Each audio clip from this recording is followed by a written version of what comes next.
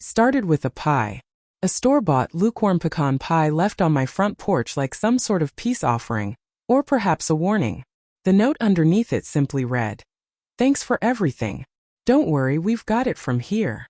Mercy me the gall. Now, I'm not a woman prone to dramatics. I've seen wars end, husbands buried, children grow, and dreams crumble like old paper in the rain. But in that moment, standing barefoot in my robe, muffin twining around my ankles, staring down at that sad excuse for a pie, I felt something snap. Because what my new daughter-in-law didn't know, what no one seemed to know, was that the house she and my only son now called theirs was still mine. Not just in memory or sentiment or old photographs tucked behind the pantry flower, but on paper, deed and all. And I had stayed silent far too long. The things we do for love, for family, for the illusion of peace. Sometimes they curdle in the belly like milk left out too long. And I had let it sit. Let it sour. But that morning, with the sun filtering through the Spanish moss and that smug little note in my hand, I knew. It was time to speak. When my son Caleb was born, I remember thinking I'd never seen anything so perfect. 10 tiny fingers, 10 tinier toes, and the fiercest cry I'd ever heard for someone barely the size of a loaf of bread. He came into the world red-faced and hollering, just like his daddy had said he would. I swaddled him in the blue quilt Mama stitched for me, and I whispered a promise right into his downy little ear. "I'll always keep you safe." We raised him in the old Whitford house, a white-clapboard 2-story nestled off the coast road just past Marsh Point. It wasn't grand, not by Charleston standards, but it had charm. It had soul. Built by my husband's grandfather with pinewood floors and a fireplace that crackled like it remembered stories long before we were born.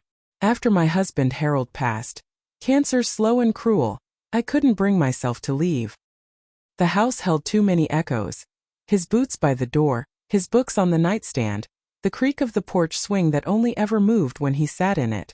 So I stayed even as the world changed around me, even as Caleb grew up and moved away for college and came back with sharper suits and newer ideas. He married young the first time. Too young. Sweet girl named Monique who wanted babies and had a laugh like wind chimes. But life wasn't kind to her.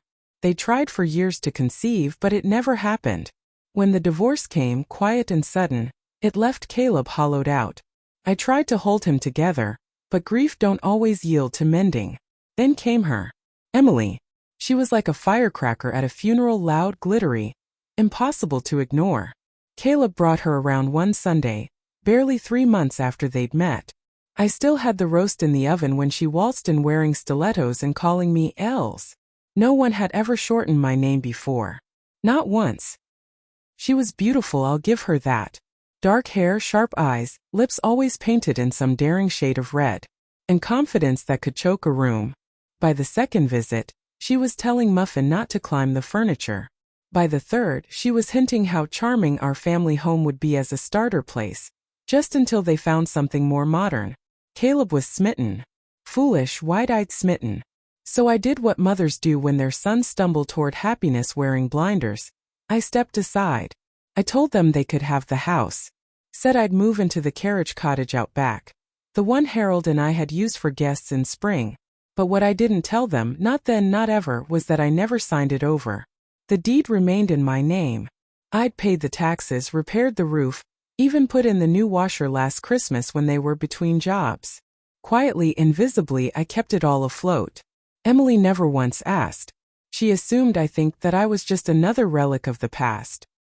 Content to sip tea on my little porch, knitting away while she redecorated my memories with Pinterest trends. But love, even the quiet kind, has limits. And when I found that pie on my stoop, it wasn't just a dessert. It was a declaration. It started with the curtains. Now, you might think that's a silly thing to get worked up over, but these weren't just any curtains. They were hand-stitched lace from my grandmother's trousseau, delicate things she'd hemmed in candlelight while waiting for her husband to come home from the Great War.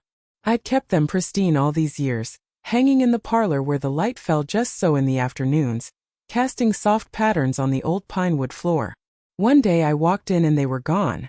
In their place hung garish geometric panels in mustard yellow and navy, loud, clashing, utterly foreign. I stood there for a good 10 minutes just blinking, trying to understand where the past had gone. When I asked Caleb later that evening, he shrugged. said Emily thought the room needed brightening. She never once looked up from her phone. That was the first ripple. The second came when she began rearranging the furniture. I came home from church one Sunday to find my great-grandfather's reading chair, worn, tufted, and lovingly reupholstered twice, dragged into the garage with a post-it slapped on it. For donation. My dear, I nearly fainted. I pulled it back in like rescuing a drowning friend and parked it right back in its place, not saying a word. That's when Emily started calling me eccentric to her friends. I overheard it through the thin cottage windows one night when she thought I was asleep. Eccentric. Like I was some doddering ghost in her new dollhouse. I wish I could say Caleb noticed. But love, when it's new and blind, has a way of muting the obvious.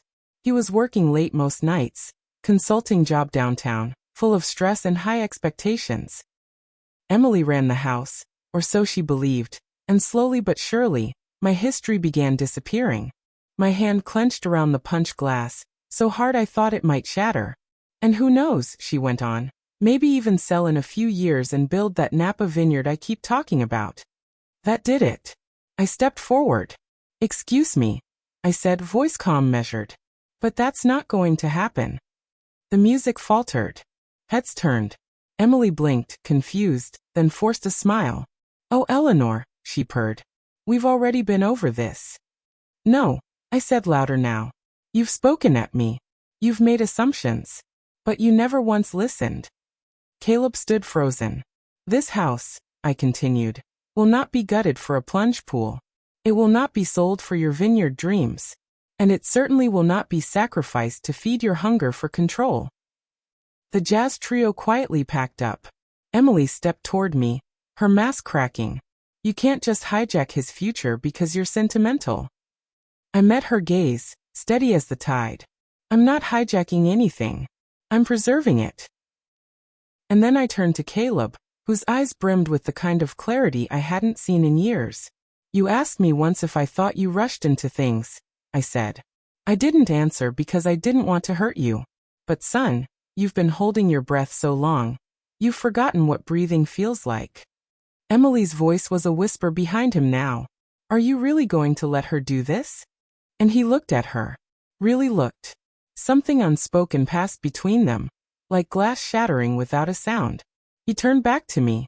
Mom, he said, can I come home for a while? And mercy, my heart broke and healed in the same beat. Caleb moved into the cottage that very weekend. He came with little more than a suitcase, a half-hearted duffel bag, and that old leather journal he'd carried since college. The one with frayed corners and ink stains that looked like coffee spills and regret. Emily stayed in the main house for a while. At first, she pretended it was temporary. Claimed she needed space to gather her thoughts. But the truth? The power shift had knocked her clean off her pedestal, and no amount of curated Instagram stories or yoga retreats could put her back on it. She walked the house like it had turned against her. I watched her through the kitchen window once, pacing the living room where Harold's portrait used to hang. She paused in front of the blank space, arms crossed, face drawn tight with something that wasn't quite anger, but wasn't far from it either. By the end of the month she left. No long goodbye, no dramatic scene. Just a silent exodus marked by a moving van and a text Caleb read in silence. He didn't cry. He didn't curse. He just stared out at the marsh for hours that night, the cicadas buzzing low and solemn like some old southern hymn. He told me later she'd asked for a share of the house, threatened to sue. His lawyer laughed. Between the trust, the prenup Caleb had forgotten he even signed, and the fact that she'd never contributed a dime toward the upkeep, she had no claim. None. Caleb didn't gloat. That's not in his nature. But I could see something inside him shift, like a bone finally setting right after years of misalignment. He threw himself into the repairs that spring, repainted the shutters with me, sanded the porch railings Harold once leaned on with his pipe, even learned how to prune the hydrangeas the way his grandmother taught me. I showed him how to make shrimp and grits from scratch, and he marveled at how much he'd missed without realizing. One evening over dinner he asked, "Do you think I failed?" I looked at him, this man I'd raised from cradle to heartbreak, and reached across the table. "No, my love. You just wandered off course. Happens to the best of us." He smiled then. Not a big smile but a real one. The kind that reached the eyes. A few neighbors started noticing the changes. Mrs. Dinwiddie dropped off lemon bars just because. Pastor Henry stopped by to ask Caleb if he'd help organize the coastal cleanup. And the mailman, well, he still called me Miss Ellie, bless his heart, but now he waved at Caleb too. It wasn't perfect. There were still long silences. Still nights when Caleb stared at nothing and whispered, "I really thought she loved me." And I'd sit beside him, hand on his, and say, "Sometimes they do. Just not the way we need them to." The house, in all its creaking, groaning beauty, began to breathe again. And so did we. It's a strange thing watching your child rebuild from rubble, especially when some of that rubble came from choices you couldn't protect them from. There were mornings I'd find Caleb sitting on the old garden bench, hands clasped, staring at nothing in particular. Muffin took to curling beside him, as if her silent companionship could stitch together what words never quite could. One morning I brought him coffee. Black, just the way he used to drink it in college before the world taught him to sugar things down. "Bad dreams?" I asked, easing down beside him. He nodded. "She's always packing in them. Leaving. But somehow, I'm the one apologizing." I reached over and brushed a leaf off his shoulder. "That's what happens when you give too much of yourself away." He let out a breath, long and tired. "How did I not see it, Mom?" I didn't answer right away. The wind off the marsh stirred the air with that salty sweetness only our corner of Carolina carries. "Because you were hoping," I said finally. "And hope has a way of blinding us, even as it keeps us alive." He looked at me then, not with shame, but with the rawness of someone who'd finally stopped pretending. I think I forgot who I was. I placed my hand over his. "Then it's time to remember." That week, he started going through boxes in the attic. Not Emily's things. Those had been carted off and donated or left behind without a second thought. No, these were boxes of childhood art, old letters, the baseball glove Harold gave him the summer he hit his first home run. One night he brought down a scrapbook I hadn't seen in years. It was our Wednesdays album, photos of all the afternoons we'd spent together when Harold worked late. Just us. Library visits, beach walks, our weekly banana split at Grady's Diner.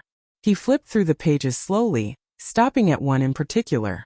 "I want this again," he said. "Not the ice cream but the feeling." "You can," I said softly.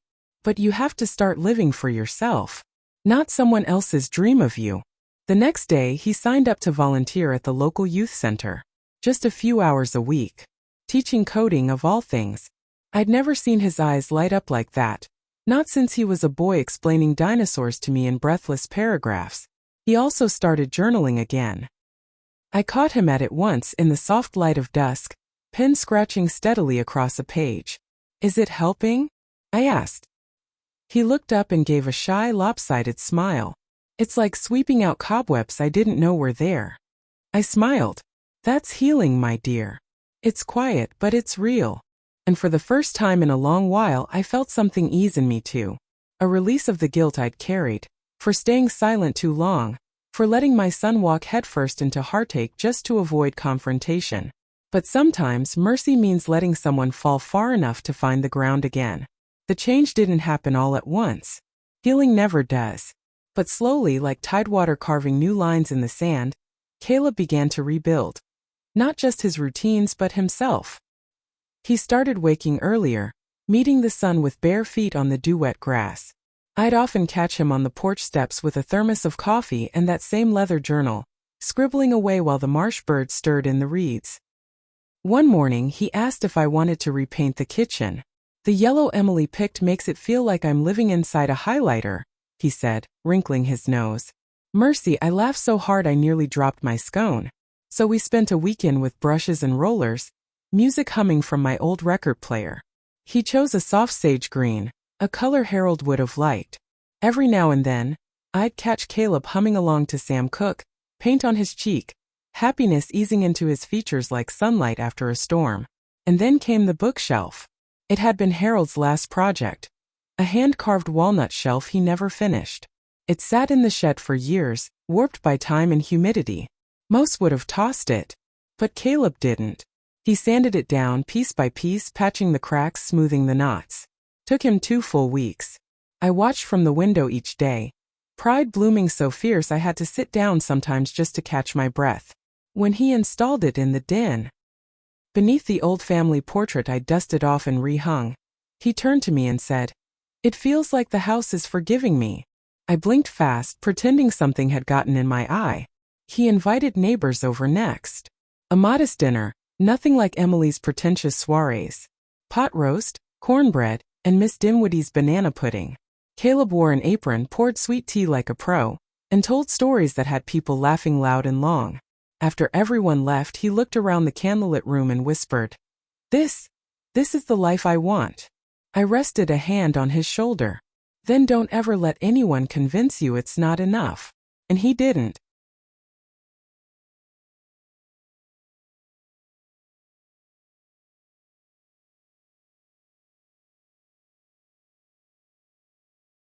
He started dating again, cautiously, quietly. Not for show. No flash or drama. Just simple conversations, real smiles, slow walks on the beach with someone who asked questions and waited for the answers. Her name was Beth. Divorced. School librarian. Wore glasses that kept slipping down her nose and laughed like she meant it. He introduced her to me on a Thursday afternoon. She brought lemon verbena tea and asked about the rose birthmark on my wrist. I liked her immediately. It wasn't love at first sight. It was better, gentle, honest, and kind. And kindness, I've learned, is a more reliable architect of love than passion ever was. As summer leaned into fall, I watched my son settle into a version of himself I hadn't seen since before Monique, before Emily, before the noise and the performance. He was quiet, steady, good. The boy I raised. The man he'd become. The day Caleb came to me with a ring box, I nearly dropped my knitting. "Mom," he said, nervous as a church mouse, "I'm not rushing this time. I've waited, asked all the questions. But, I know.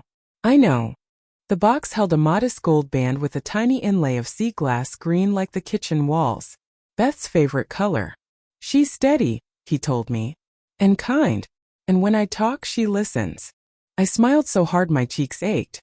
"Then she's already got my blessing, my love." They didn't want a big wedding. Just a simple ceremony in the backyard beneath the magnolia tree, with close friends and neighbors and a string quartet Beth's book club insisted on surprising them with. Caleb wore Harold's cufflinks. Beth wore her mother's locket.